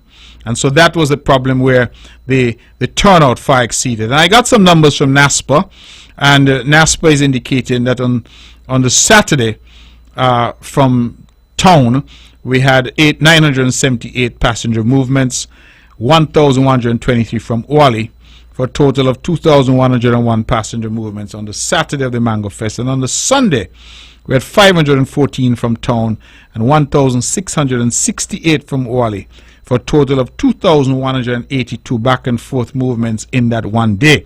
So the total movements between St. Kitts and Nevis for Mango Fest weekend was 4,283. I think those numbers are very instructive, because ordinarily, I'm told, on a typical Sunday, we get about 1,000 people going back and forth from both docks. So I just wanted to make that point to congratulate all who worked so hard at the NTA, the marketing team, and those who put it together, the volunteers and all of those. But also to publicly apologize to the public for the logistical challenges, and to tell you that we will get it right for the 10th anniversary next year, which we expect to be massive, and we will make the necessary corrections. I am particularly pleased that a number of excellent suggestions have come forward, so that even though people were unhappy they had some very good ideas. And then those who came and got in early have also commented that they had a wonderful time, and the quality of the food and what was offered on offer was actually quite excellent. So I think we have some things to work out, some kinks to work out, but I know that the good people at the NTA are listening, and we will get it right. That is our commitment to our people. So please forgive the snafus and the difficulties occasioned by the large crowds, and we assure you that we will get it right next year. Let's go back to the phones and take some calls. Good evening, you're on the mark. Yeah, good night. How are you doing? I'm doing well, thank you. Good night. Yes. Okay, good night, Honorable Mac. Yes. Yes, I'm calling here from Tatola, which I was listening to the chap from St. Kitts, who was speaking about the issue that he have in getting a small business get done. Yes. And Honorable, those things is not good. Election done, and I don't think they should do things like that, Honorable. These is thing what was cause people to do a lot of things what they don't want to do. You know, you don't play with people. The person come in the right way, deal with the guy, put politics aside. And it's wrong when you see the guy something is crying out that he tried his best, he got the right way, and people blocking him, ministers blocking him. It's wrong. I consider it's wrong. And when you really listen to what go on in the States, and people do a lot of things, you want to know why they're doing it. Because when people had enough, they did a good thing what they don't want to do, and then people come and say, you could have come and asked me. But to go in the right way and still they're destroying you. It's not right for politicians to do people like say election done, it's done. As the guy say, he from St. Kitts, and because he support a government, they're doing the guy all kind of things. And these are things is wrong in the sight of God, because if he do things out of the way, they're gonna say he wrong and he shouldn't do it. But he going the right way and the sabotaging the guy. It is wrong. Honorable Mac, these things is wrong, and I think the way of the guy crying out, you should when you go to St. Kitts, try to help him out. That's my view. All right. Thank you. Okay. My brother, thank you very much for that. I would say to you, however, that these are call-in programs, and I like to hear all sides to a story because I think that's important. I have heard some programs sometimes, and when you hear what is said, I mean, I remember there's an NRP activist, a guy around here, and I remember the whole of Nevis, and especially those of us who live abroad, were caught up because the fella started bawling on camera, say how some farm he had and the government victimized him and this and that, and a whole heap of cow bawling. Me and all had feel bad for the guy. I said, my goodness, you know, how could that have happened? When I got the facts, I found out that what the fella was trying to do was to hold government land, and then he actually tried to get the government land for free. Didn't even want to pay for it. Had not paid any rent, had no lease, had no arrangement in place for the land, and was not using the land. So I say that to say that sometimes we hear one side. I'm not suggesting that Mr. Brown, who I know very well, is not telling the truth, but I would like to know, for example, what the reasons would be as to why it is that he is not moving forward with whatever business he's proposing in quite the way. And that is why, if you recall, I said to him, make sure you're trying to do things by the book. So that is important. And I will ask a question. I assure you I will ask a question, because I know him well, and he was a vocal critic sometimes of things that I was doing when we were at the federal government, things that the unity government was doing. And I have always known him to be a straight shooter. I don't always agree with him, but I've always respected the fact that he's willing to call in and to share his view and to have a debate, even though, you know, he's the kind of man you can't change his mind and he can't change yours sometimes, but he is somebody who has the courage to say this is what he stands for, and I think that that's important. So, caller, I will undertake to make my own investigation to find out what really the issues are. And Mr. Brown, if you're still listening, my number is 662-6003. I think you have my number.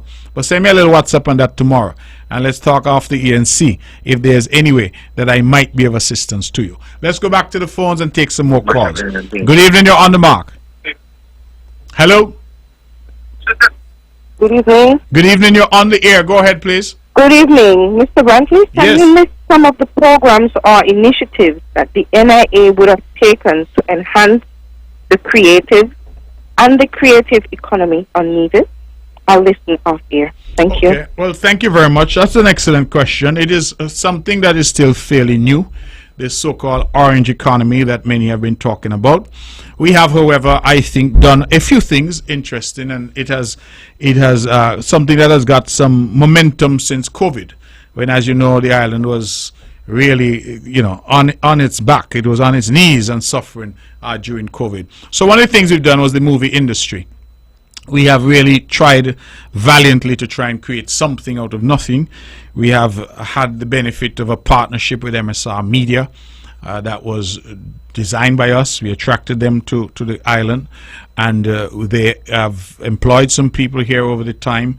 They have done some 9 movies during the course of the time that they've been here. I spoke to them recently, and they've indicated that they will be starting a series, filming a series pretty soon.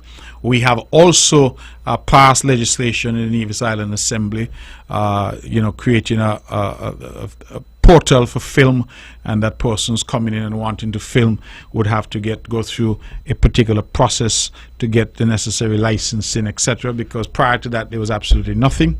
We are currently seeking to put in place the necessary framework for Film Commission to really build out the infrastructure for film on the island, and so film is a significant part of what we are doing. Prior to the effort on the film side, we also had made some strides in relation to photo shoots here on the island. And I'm not sure if you're aware, but Vogue was here. They did a major photo shoot which made the cover of Vogue, French Vogue I think it was, at the Golden Rock Hotel. We had Land's End, which is a clothing line. They did their photo shoot here. But then COVID happened, and so that was derailed. We're trying to get that back on track.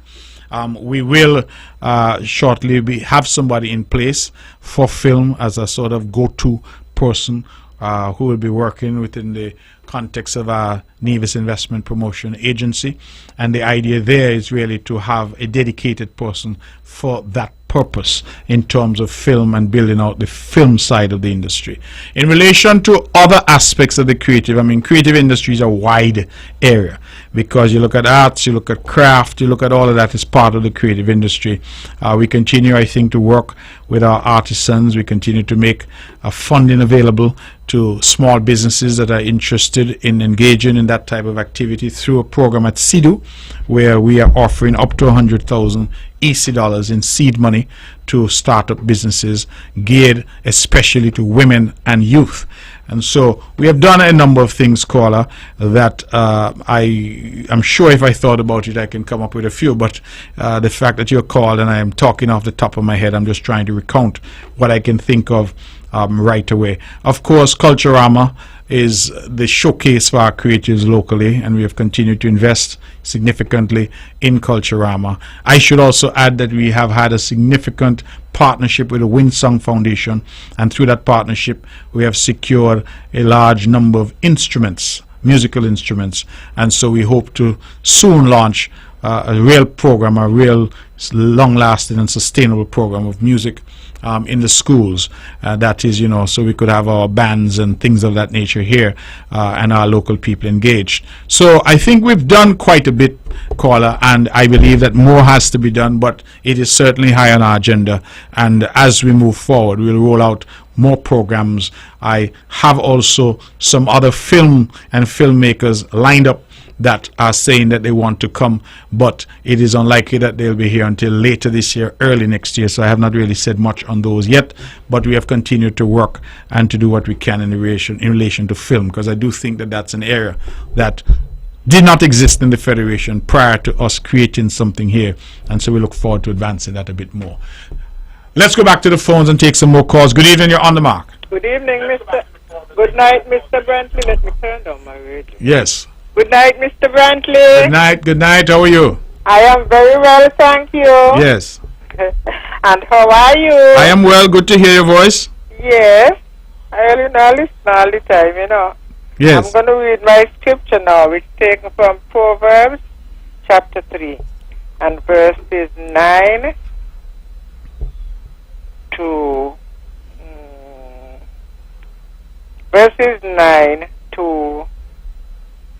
something. Okay, let me go ahead. Trust in the Lord with all thine heart, and lean not unto thine own understanding. In all thy ways acknowledge him, and he shall direct thy paths. Be not wise in thine own eyes.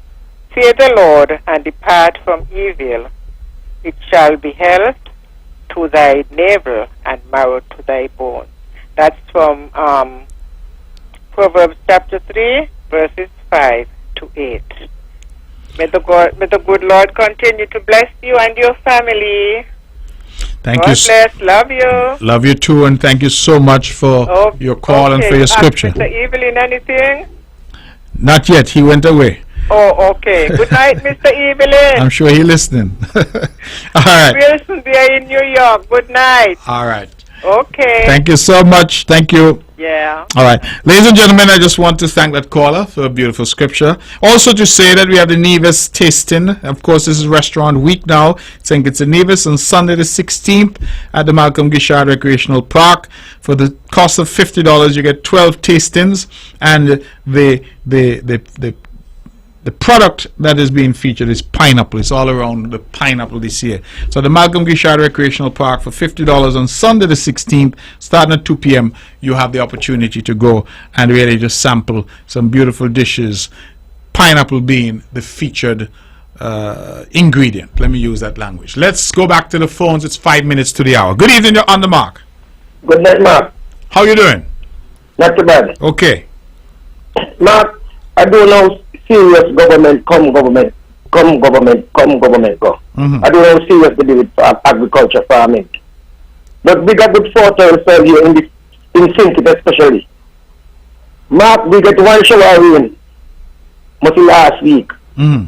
And brother Mark, if you want to see how the grass them spring up, the place green. And I always say that if if government come, if they detect small farmers, small business and small farmers, serious people like me and others who do livestock farming, who do ground farming, people like we could have the small millionaire employing people instead of having this pet business.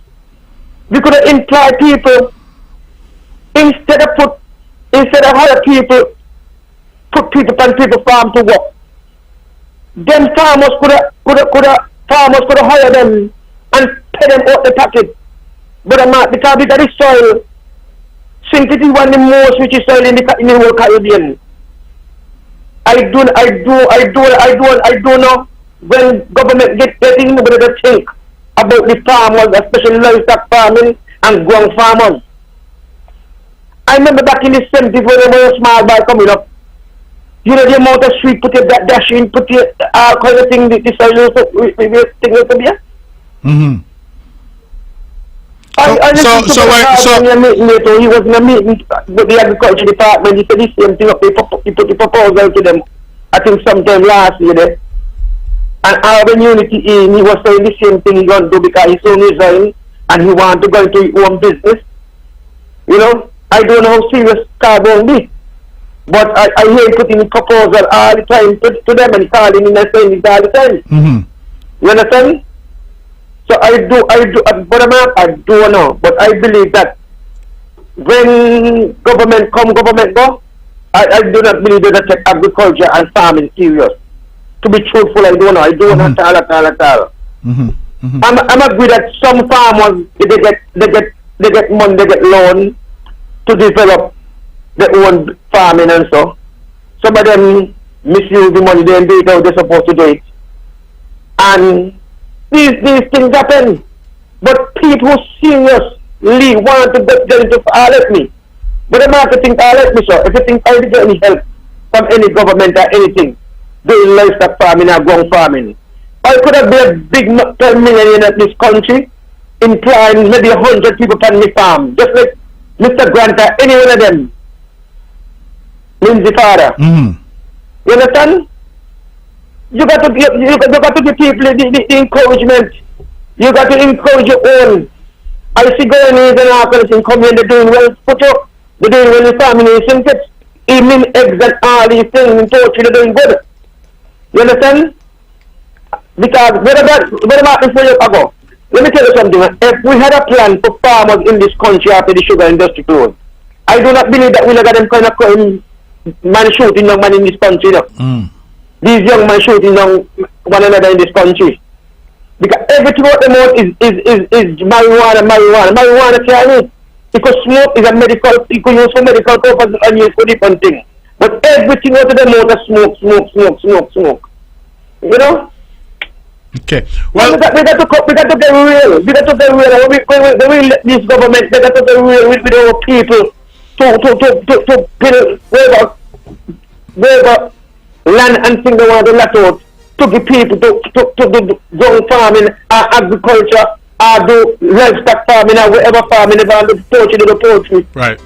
Okay, God bless. Good. Thank you. God bless you as well. Thank you for the contribution. You make a very, very important point about agriculture, about farming, about food production, food security, food sovereignty. We need to take charge. We need to take control.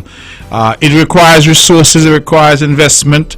It requires also the private sector, because I think a lot of people see food production as a responsibility of the government. No.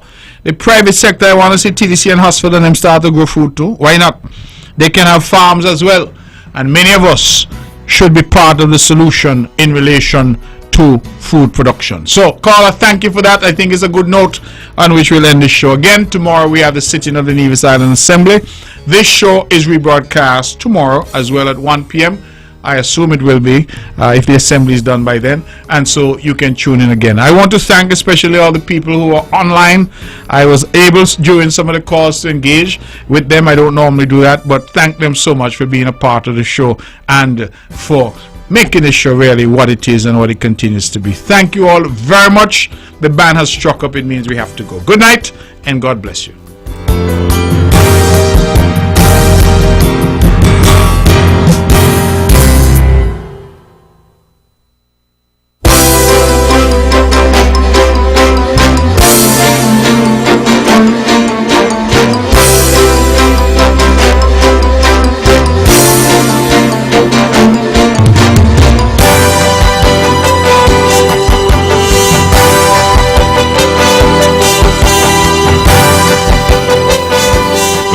And opinions expressed on the preceding program were solely those of the participants and do not necessarily reflect the views of the Nevis Broadcasting Company Limited or its advertisers.